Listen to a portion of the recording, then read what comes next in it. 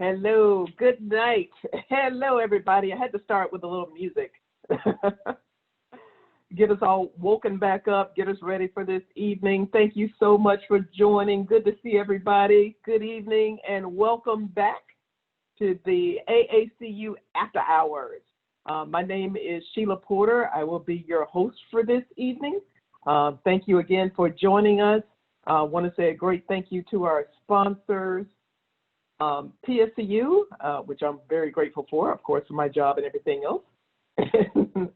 Also, Visa, our sponsor for today. So what we're going to start off with first is I want to make sure that you guys, as we're talking today, want to make sure that you're sharing out and on your social media are all the different hashtags, hashtag TTC, the commitment to change, 2020, AACUC 2020, change, AACUC, CU_Unite, and CUBLM for Black Lives Matter. Thank you so much, guys. We've seen a lot of chatter out there, a lot of good information being shared, which is absolutely fantastic. So this is going to be an interactive discussion. So I'm looking forward to you guys to talk with us, share, looking to hear from some folks that haven't spoken that much during the conference. We want to hear from you. Again, it's about our fantastic talk that we had today. So we're going to start off with a poll. So Ms. Angela, can we start with that first poll? So would love to hear from you guys. So which of these financial plans do you have in place? So we have, of course, our life insurance, our long-term investments like stocks and mutual funds and real estate. We have emergency savings, and we have savings or money market. So those are some of the ones that we talked about, Mr. Frederick talked about earlier today. So let me know which of these that you have in place. I'm gonna vote myself too.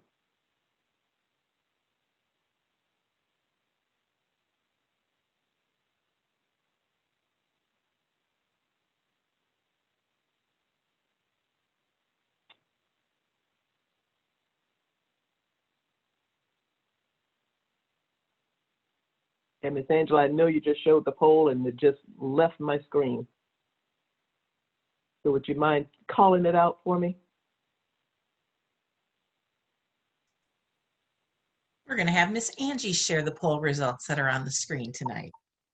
Great, thank you. Oh, there we go. Now I can see them again. All right. So 89% have life insurance. Wow, 89% have 401k or college savings or long-term investments, 72% emergency savings, and 67% savings or money market. Ladies, give yourselves a hand. That is absolutely fantastic. I mean, that is an amazing, amazing thing. As we know, and some of the studies that I've been looking at and reviewing have talked about how far African Americans are behind in their savings, in their long-term planning. The research that I saw was from 2019, and it actually stated that African Americans, their education on debt management was some of the highest, but our education on investment, long-term investment, was some of the lowest. So I am quite pleased to see just how many folks on this call have such plans in place. That is fantastic. Okay, so our next poll. Have you ever attended a financial class, such as first-time home buying, an investment seminar, listening to financial podcasts, anything like that? Vote myself.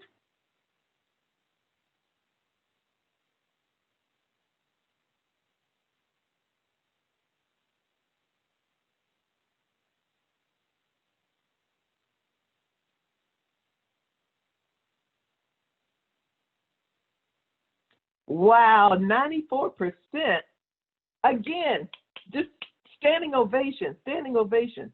So I would love for someone to unmute and tell us a little bit about one of the classes or what you have attended and why did you feel it was beneficial to you?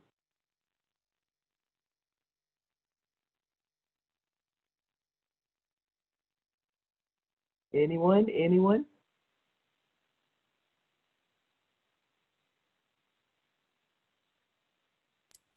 I want to say that just working at a credit union, we tend to host some of those classes, right? Or they're offered by our credit union, so we're able to, easily attend them.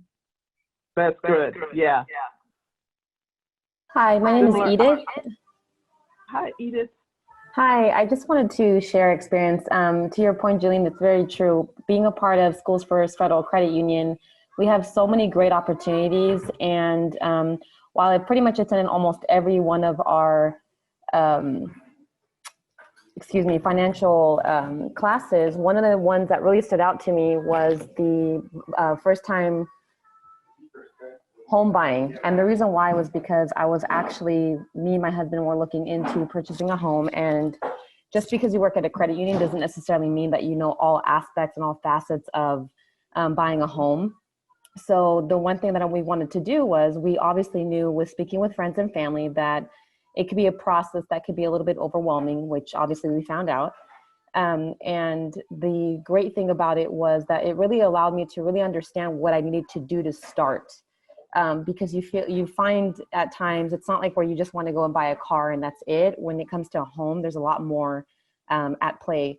So just being able to position ourselves and have the opportunity to understand what goes into it, what we needed to do, and also most importantly, just understand the language, the terminology, what we were going to put, what we were going to look forward to, and positioning ourselves to be better rounded, so that when we did proceed, we knew exactly what we were looking for, what to expect, and what most importantly, what we should avoid. I think that's also very important, because I think there's times where you want to do something, whether it's, opening up an account or buying a home or opening an IRA, or whatever the case may be. And sometimes you're not really aware of some of the red flags that can also attribute to that process. So I think that's one thing that I'm really, really happy to be able to attend those seminars, because it's generally valuable. And as a result of going to that, we were really prepared, and allowed us to have a lot more easy process and understanding to what to expect, so we weren't so overwhelmed. Amen. And the other thing is, it saves you money. You end up saving money.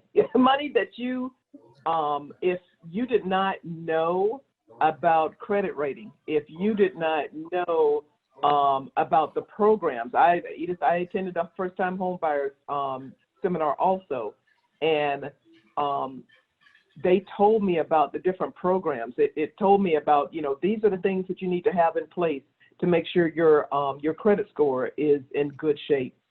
There's these programs where you don't have to have the, when you're thinking that first-time home buyer is 10 and 20% down, it's that first-time home buyer, you're like, I will never have 20% down to pay for a house. You're just, you go gulp. It's not going to happen. There's so many programs that help you out there, and even give you money for attending the first-time home buyers program. It is such a great start, such a great education opportunity. I mean, it's an amazing thing. So I agree. Anyone else have some other programs that they attended? Michelle. Yeah, Oh, okay. please. Go ahead. Okay, hi, this is Zelda Johnson. How are you all tonight? Just wanted to share that my husband and I, we attended last year Financial Peace University, and that's given by Dave Ramsey. And we had, even though my husband's CFO, we had a chance to go through that and do that course that he offers. And it's all across the country. He's been offering it at different churches, locations, things like that. But just going through that course, I think it's like 6 weeks, one day a week. It just opened us up to so much more, even like things that we said, wow, we wish we had known way back when. Like I'm kind of envious of these young professionals because they're getting it early now. And so now you're able to apply those things that you're getting and be able to utilize them. But I was the first one to kind of put that quote in at the end of the women's chat about that Chris Hogan. It was the Everyday Millionaires that the book that Jill was speaking of, and then our speaker was talking about the Millionaire Next Door, and that was by Thomas Stanley. And those are really two good books that kind of help educate and kind of show you that given in the right position, you can too have your financial future in your hands. So that really helped us do a lot of planning and restructuring about our financial future as well. I just wanted to share that. Dave Ramsey, if I could have t-shirts made, I would be on his cheerleading team or whatever. He is phenomenal. If you haven't Googled, you're not following, if you haven't attended Dave Ramsey, read any of his books, we're very fortunate at our company that they offer a lot of information through Dave Ramsey. He is phenomenal.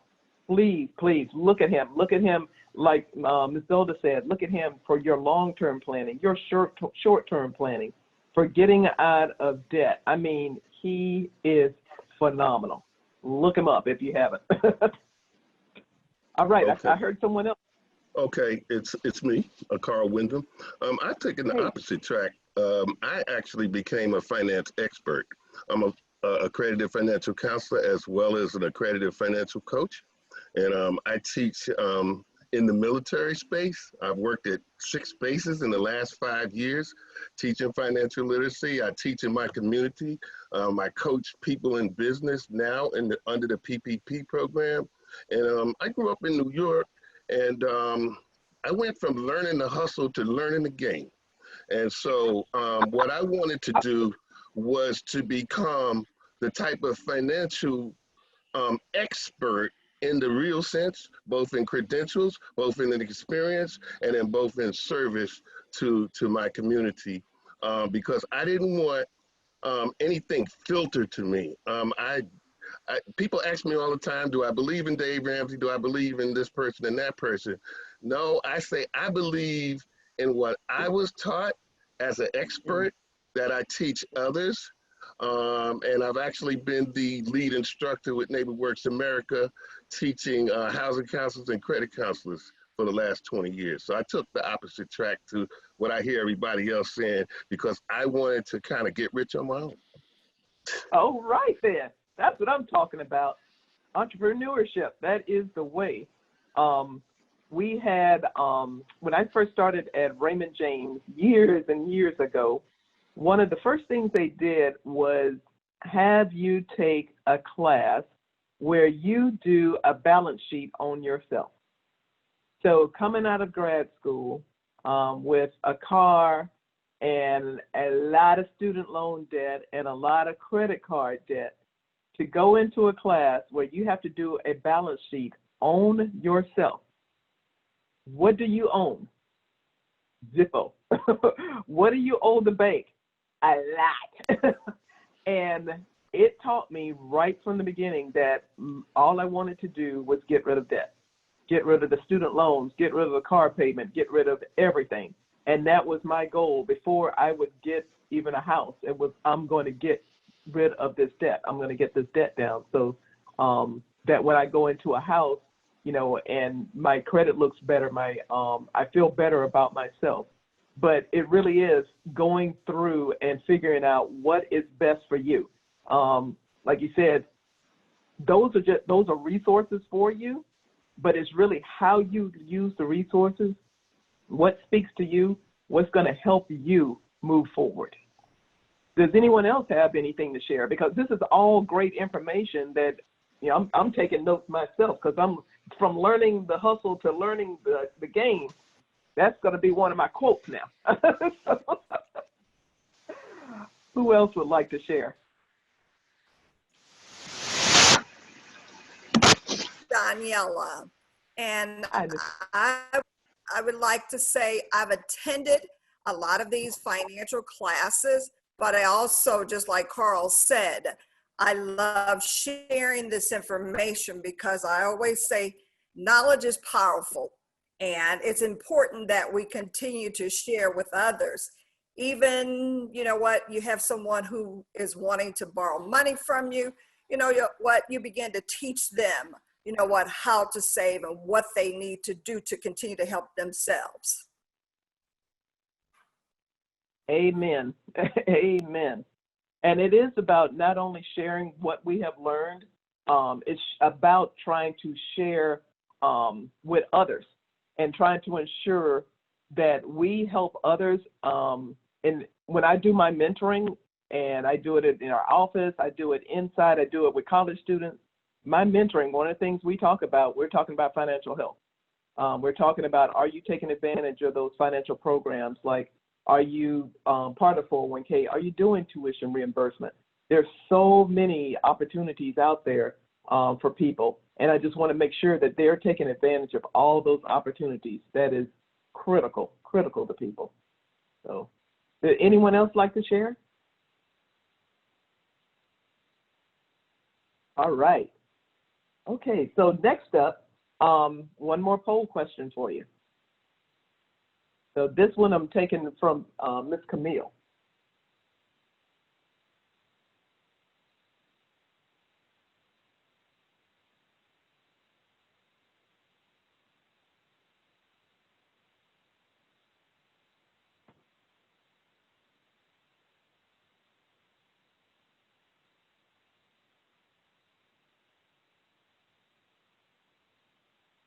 I was getting close now.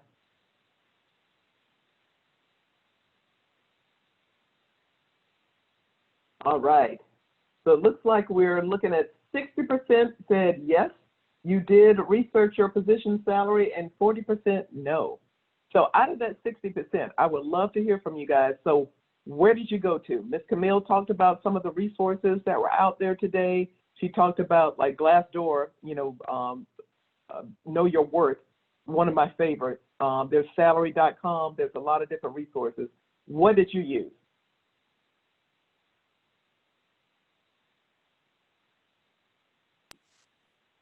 This is Stacy, if I may. Yes, please, Ms. Stacy. So I did mention in the chat that, fortunately I was able to tap into Google and in Glassdoor, where I'm employed now. I'm fairly new to what I'm doing, but credit unions is basically where I stem from and all I know.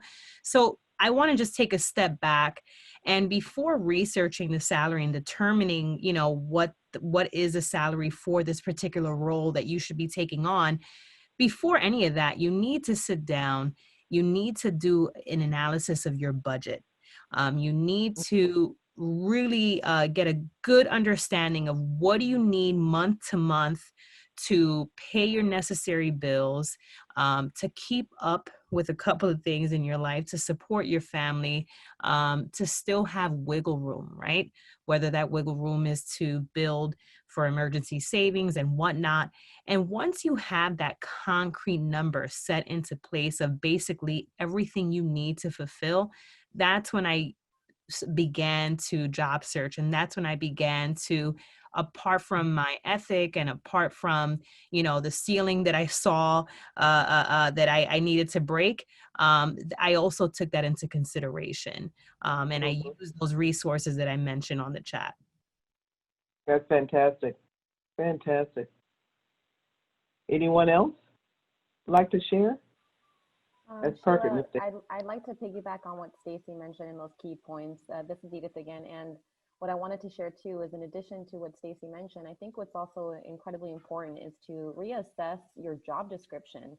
Because I do think that oftentimes when you're in a position, you obviously can find that sometimes you're doing things beyond your expected role, and even sometimes reevaluating, are you currently getting what you're now doing as opposed to what you started with. I think that's also incredibly important, because your value, what you're adding, and if you are adding value, whether it's to your team or your department or organization, that's something that definitely needs to reflect within what you're getting. So I think in addition to what Stacy mentioned, I think also assessing your actual role and the description is also very important. That is absolutely true, Ms. Edith. Again, from a past position where I started in one position and then I ended up learning a new skill, and the skill was PeopleSoft. We decided to implement PeopleSoft at my company, and our firm really didn't believe in training, so it was pretty much me learning myself, getting the book out and learning it, and I became that subject matter expert of it. Then I started researching like, these people make a lot more money than I do. So I went into my boss with a proposal, and I basically showed her, hey, so now I've become like a security admin for PeopleSoft, and they make about $20,000 more than I do in my current salary. Of course, I was not able to get $20,000 bump, but I got a pretty significant bump up. And it was all about me doing my research and updating like you said, the job description, what I was doing, and asking. How many times do we not ask? Camille talked about the negotiation, the power of negotiation. How many times do we just don't ask? As a hiring manager, I know that when somebody comes to me and they're negotiating on the salary, you're going to look at it. You're going to have that discussion. You're going to say, hey, is this the best salary for this person? And you may go back to the HR and say, hey, this is what that person wants. Ask. Go ahead and ask. And I did want to say for those 40% that said that they have not researched, I'm wondering, and how many of you, and you could just raise your hand with that, how many research those big purchases? So before you go and buy that TV, before you purchase anything, for me, I'm a consumer report person. Before I go and buy anything, you look at a car, you look at even things at your house. You're looking at ingredients. You're researching ingredients for your food. You're looking at articles about your food. This is your salary. This will be with you for a lot longer than that TV that you're about to purchase. So it is critical and important for you to go in and research your salary and know your worth, because you're worth a lot more than probably you're being paid and that you think you are. All right. Okay. So next up, I want to talk about thoughts from what we learned today. So did not know, one of my first things today, learned that today was Black Women's Equal Pay Day. Was that a first for anyone else today, learning that? Yes. The August 13th. So I did look it up. White Women's Equal Pay Day was March 31st. So that tells you even how far behind we are from our white women compared to white males. We're 62 cents to $1.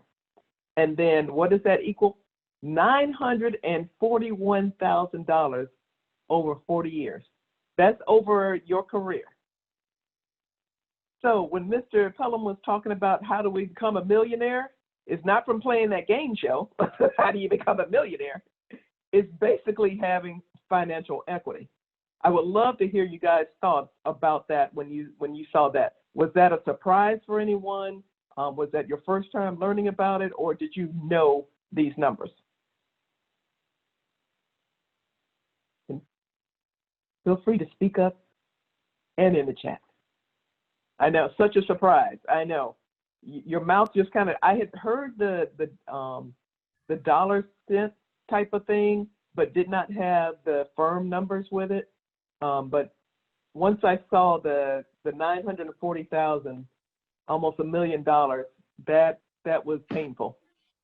Miss Sheila, Stacy here again, if I may. Yes. It was literally 5 minutes before I jumped on this call. I'm a New Jersey resident, although I'm from New York and proud to be from New York. But Governor Phil Murphy, literally 2 hours ago of New Jersey, just signed the nation's strongest equal pay law, where New Jersey will just take all the initiatives to match that 62 cents that every Black female earns, as opposed to that $1 to the white man. So, it's one thing knowing what day it is and what national day it is.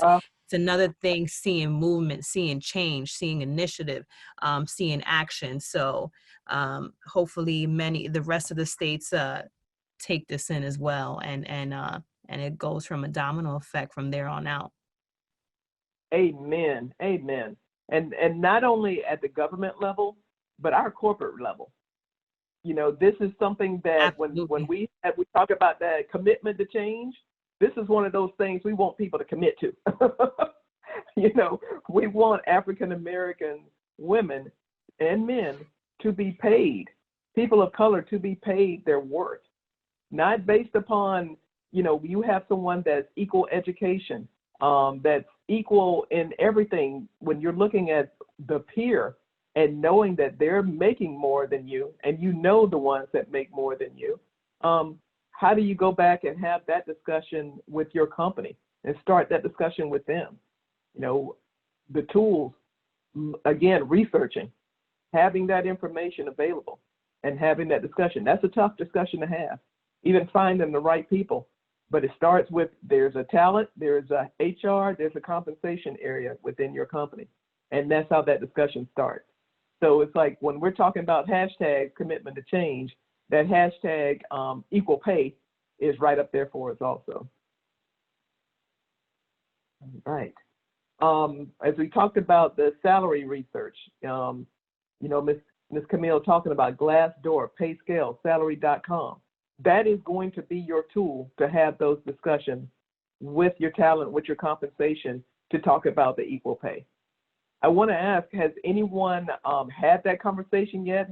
I would love for you to share if you've had that talk with your talent. Has anyone can share and tell us some steps, help us out in how we go and have that conversation?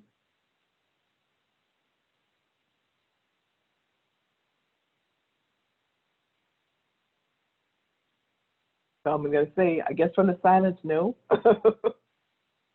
So I think that's something that we all need to commit to on this call.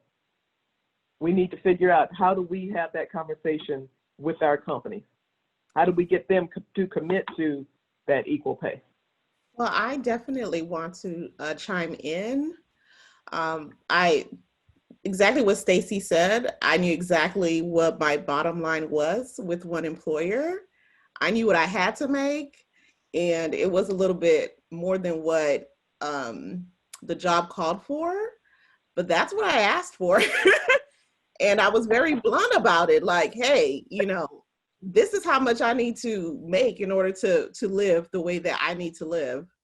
And that was honored. And so I think it takes confidence in yourself. A lot of, you know, people don't ask because they lack that confidence.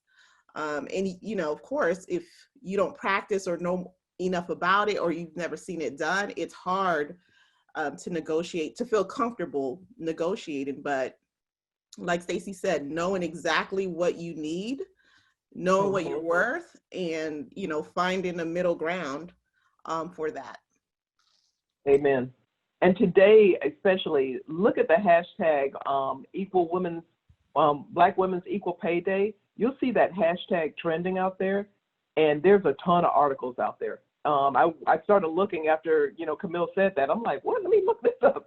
And you'll see Essence. You'll see a lot of articles out there, and they talk about the art of negotiation, how to have those difficult conversations, how to ask for that raise, how to make sure you get paid for what you're worth.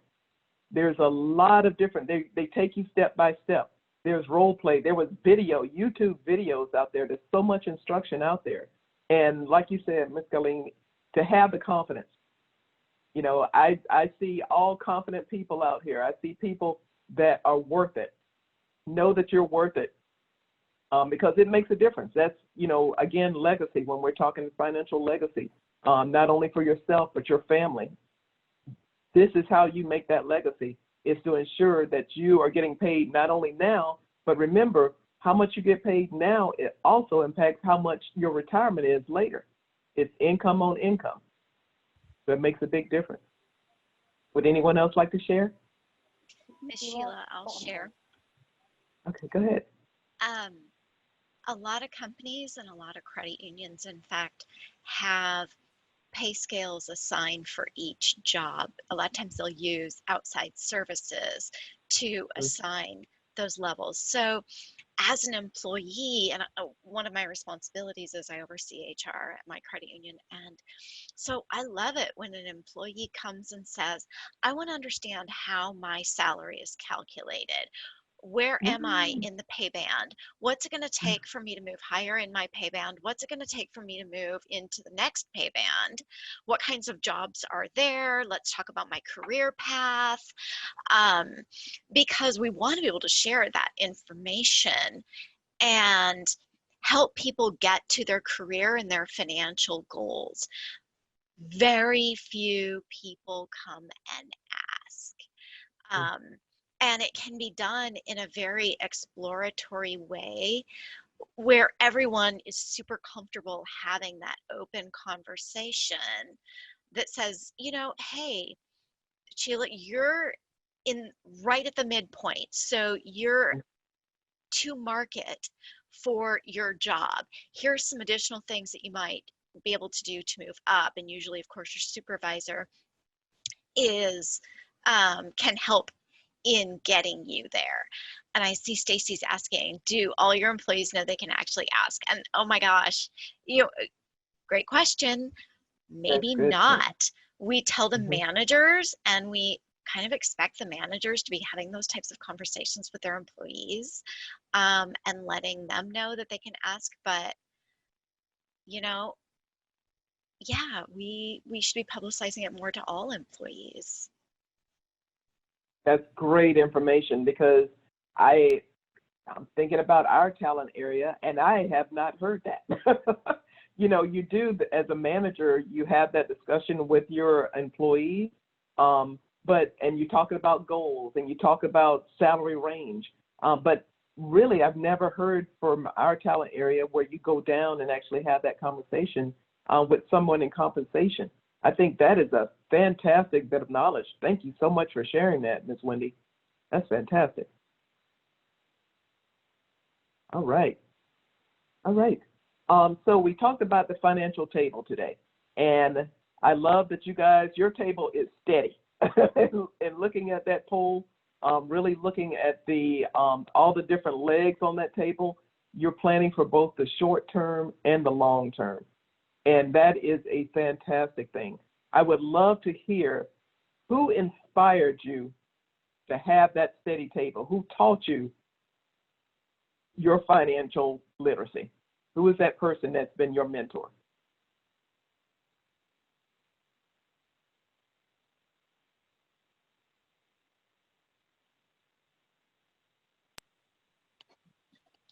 So this is Jackie Sinatra Jackie. with Visa. Can you hear me? Yes, ma'am. We sure can, Ms. Jackie. Thank you. Absolutely. So this is finally a question I feel comfortable answering. I would say that my father was the one that inspired me to be financially fiscal responsible. When we were growing up, and you know what, we did not have a lot of money, but when we were growing up, my father always said that if we could afford to pay rent and we had a job, it was time for us to make sure that we purchased a house, because land is something that there's not going to be any more of. So it was important that his daughters invested in the land by, you know, buying a house or building a home. So that was my father was the first one that really inspired me. Mm-hmm. That's fantastic. I'm seeing a lot of people agree, Miss Jackie. A lot of people. The parents talked about the parents, single moms, and then I see that others have talked about, you know, they learned it on their own.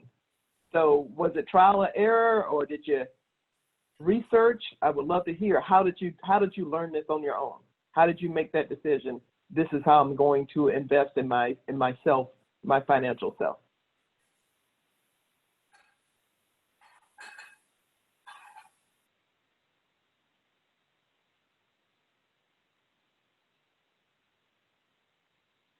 Trial and yeah, wanting something. Exactly. I think mine was that same thing. I think it's a combination.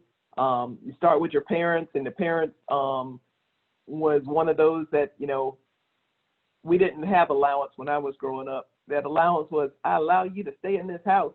So, so you know, that first amount of money was actually going out and getting a job and learning how to save that money when you wanted something special. You know, that was how we basically had that little piggy bank.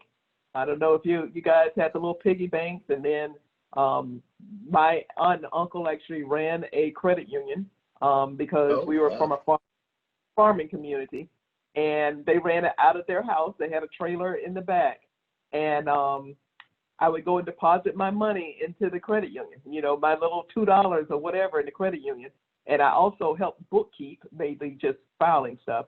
But that was my first foray into a credit union. This was, oh my gosh, back in probably the 1960s or actually 1970s, because the credit union was giving the farmers the ability not only to buy seeds, because banks, white-owned commercial banks and banks themselves would not lend to the Black farmers.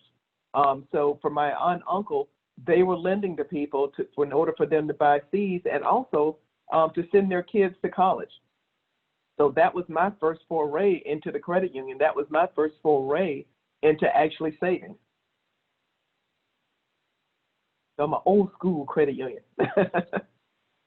All right, so legacy gifting was something else we talked about, and ensuring that I love the story of, you know, giving the newborns. I have a bunch of great nieces and nephews, and imagine giving that newborn, starting them off right with that donation instead of that toy that they're going to break, or actually they'd rather play with, you give them that expensive toy and they'd rather play with a box, the cardboard box that it came in. So you just wasted that money. So instead, if you had given them, you know, I don't know if you guys remember the savings bonds.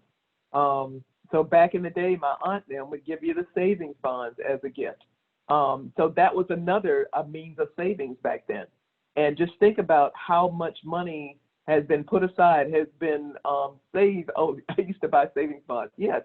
So people remember those savings bonds, and that is that legacy. Same thing. I even buy stock. I was the same way. I used to buy Disney stock for my nieces and nephews when they were babies. Had to get their Social Security number and buy them some Disney stock. That legacy giving, again, it's about teaching that next generation about saving and about investment. It's a great way to do it. Has anyone else done that? Bought the Disney stock or the savings bonds and all kind of good stuff? Other things for relatives, the newborns, etc. Shira, this is Edith again. Yeah. Yes, Miss Edith. I remember, luckily, with the financial literacy came the experience of working in banking for so long. But I remember when I was pregnant, coming from I'm from Israel, so we don't do baby showers. We do what's called a meet the baby. And pretty much when my daughter was born, 30 days afterwards, I had kind of like a baby shower, but already she was here. And I remember the first thing I asked everyone was, of course, obviously I didn't want to take away from the fact of what they wanted to buy, but I said I would love to have books or cashier's check savings bonds to add to my daughter's 529 plan and college saver that I established from her. And I remember the amount of like questions around like why I was asking for that. And I explained why, because I did believe the importance of what you're stating. I think like toys and those things, yes, they're great, but they, you know, babies grow up. I think there's so much more value in investing for long term. So that definitely, like, I mean, even my daughter right now, having her account and being able to go to the bank with her and the excitement that she gets from making a deposit or, you know, exchanging her coin, it's like the most amazing thing in the world to be able to see that. We take for granted that just because our kids are smaller that they don't understand or they don't need to know this information, but coming from another country and coming back to the United States in 2003, it's very interesting how I've seen our society expects at the age of 18, you're supposed to already know financial literacy, and you're supposed to know all these things about credit, when that's not really the case. It really starts in your home, and not everyone has that. And not every location or demographic also has those tools where they come to your school, kind of like what we do at our credit union, where they have Vital Reality, where we empower these kids to understand how to balance a checkbook, what a check even looks like. especially nowadays. So I think that's so empowering. I'm so glad that I worked in the financial industry because of how many tools that we have. But I think it's also so empowering to be able to share that with our friends and our relatives so they can also start to do that and start to think of those things, because I really understood being in the banking world that oftentimes I'm educating people that are even older than me. So I think that was the best experience ever, was me starting that from the day, kind of like I remember someone earlier said, the moment that my daughter got her Social Security, that was when I opened her account and started savings right away. Exactly. And it's amazing. Like you said, you don't know the impact of teaching a child, teaching a daughter. They tell their friends, oh no, we don't do that. This is why. This is how you should be saving. You know, they will offer that advice because, hey, they've become an expert. This is, my mom taught me this. You just never know just how far that information will travel, that knowledge will travel. And that's an amazing thing to do. I'm so glad for you guys, you know, with you setting up those accounts. And it's awesome. So the Paycheck Protection Program, the PPP distribution chart that Mr. Hannibal showed, I was stunned from that one today, where it showed where the loans were going and the millions and billions of dollars that went to the banks and the very little that went to the credit unions. Like you said, that was very eye-opening to me. Again, it impacts communities. You know, that's a major, major impact on communities. Who's getting that money? Who are those loans going to? Which small businesses those are going to? I mean, it was incredible. Just an incredible insight for me. I had not seen that chart. So did anyone else? I've seen a lot of people saying eye-opening, but any thoughts on that? I want to chime in. At Suncoast, we did the PPP loans. I was heavily involved in that. And we gave out we helped over close to 2,000 members. And the average was about 25,000, the average loan size. And it was over 50 million. So we helped a lot of members. And, you know, with the forgiveness portion, there's still much more work to be done regarding PPP. But what I thought about was the capacity of credit unions to do that work. So maybe sometimes we're left out because of just the infrastructure that we have in place in order to handle something like that. That's true. That is very true. And I can speak to that also because I'm with First Choice Credit Union in Atlanta. We're the only minority deposit institution in the state of Georgia. And we're 25 million in assets. And I've been listening to everyone saying that they've been doing the PPP loan program, but we're only 25 million in assets compared to like the $1 billion credit unions that's doing it out of that number. And so we've managed to do 6 million out of the 25 million in assets. We've actually put out 6 million in loans to over 400 small businesses in the Atlanta metropolitan area. Which I thought was a phenomenal feat. And our staff, we only have 8 people in the credit union. And so we didn't, to your point, Jillian, we didn't have the capacity, but we still made it happen where we were. So I'll leave you with that. Fantastic. Fantastic. Excellent. Very good. And then I think Mr. Hannibal left us with some great roadmap, that CU road to financial equity, that purpose, the credit union staying true to who we are and who we serve. We are that people helping people, expanding the reach of the credit unions, you know, where are we helping people, who are we helping, going out there, and eliminating the banking deserts, you know, making sure that we have those opportunities to help everyone. So that was the thoughts that I had. Anything else you guys want to share from today that you learned that just was that quotable thing that really hit the spot for you today?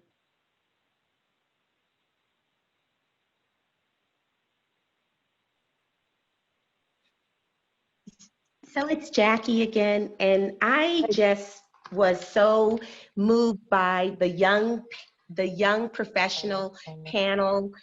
Juliet hosted it and did an amazing job. but I was moved by a number of things that the speakers said. Dr. Burmese in particular said that if we're having conversations with people, we both are in Texas. He's in Austin, I'm in New Braunfels. And people here in Texas tend to be very outspoken when you talk about rights. He suggested, instead of talking about some of the social issues that we have, let's not talk about it in terms of civil rights. Talk about it in terms of civil liberties. And people tend to be more open when you talk about liberties. They're even willing to help when you address it from that perspective.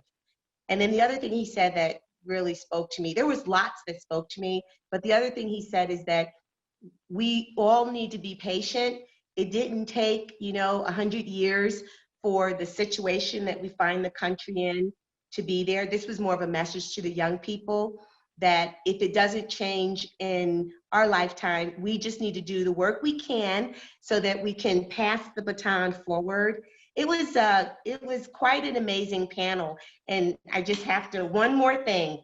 Our friend Renee, I love her so much, but Renee said that I am the possibility of people serving other people. Yes, she is. Yeah, yes, it was a really great session. Passionately, sorry, Jackie. She says she finishes it with passionately. Passionately, that's right. Passionately. Thank you. That is fantastic. Thank you for letting me share that. Thank you, guys. So thank you so much for joining me this evening and joining us. What a great conversation, you guys. So don't forget the general session. We will be going on day 5, general session tomorrow. Here, Now, Forever, DEI, Diversity, Equity, and Inclusion. So the general session starts tomorrow at 3 o'clock, and that is our final general session. And then don't forget, we have our Spiritual Saturday. Get your hat ready for Miss Michelle. She has some fantastic hats, so we want that Spiritual Saturday at 10 o'clock. Have your hat ready. But we've got a full line of activities for tomorrow, for Friday, that last day. Again, we'll have a reflection tomorrow night. We got Ms. Eileen doing another amazing women's chat. We have men's chat. So again, Friday, we're not slacking off. It's going to be just as exciting, just as dynamic. So please, please, please join us tomorrow. And thank you so much, guys. Thank you so much for all the great information that you shared. The sharing is how we learn. So that's, again, people helping people. So thank you, everybody. Have a great night. Take care. Thanks, everyone. Take care. Bye.